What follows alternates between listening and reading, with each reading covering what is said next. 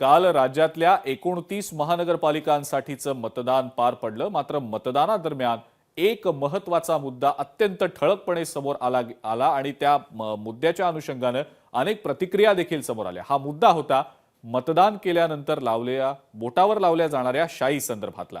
मतदान झाल्यावर बोटावर लावलेली शाई सहजरित्या पुसली जात असल्याचे आरोप होताना दिसले।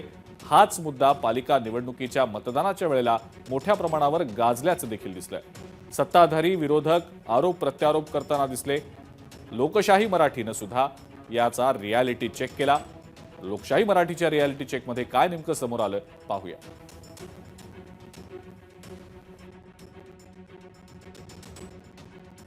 आज सुरू असलेल्या राज्यातील महानगरपालिकांच्या निवडणुकीच्या मतदानादरम्यान मतदारांच्या बोटांवर करण्यात येणाऱ्या शाईवरून मोठा वाद निर्माण झालाय। मतदान केंद्रांवर मतदान करण्यासाठी आलेल्या मतदारांच्या बोटांवर मार्करद्वारे लावण्यात येणारी शाई लगेच पुसली जात असल्याचा दावा अनेकांनी केला होता। तसेच या निवडणुकीत पहिल्यांदाच मार्करचा वापर केला जात असल्याचाही आरोपही करण्यात येत आहे। याचा रियालिटी चेक लोकशाही मराठी करते।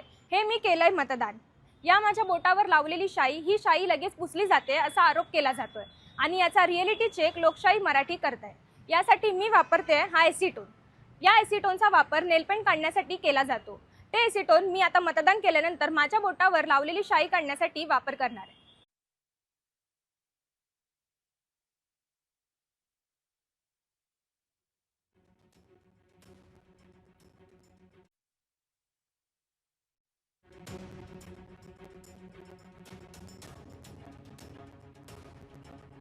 हे पहा, शाई पूर्णपणे निघाली आहे।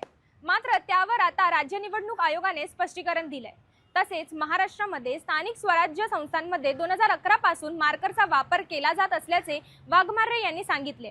त्यामध्ये ही शाई बोटाला लावल्यानंतर सुकण्यासाठी 10 ते 12 सेकंद लागतात।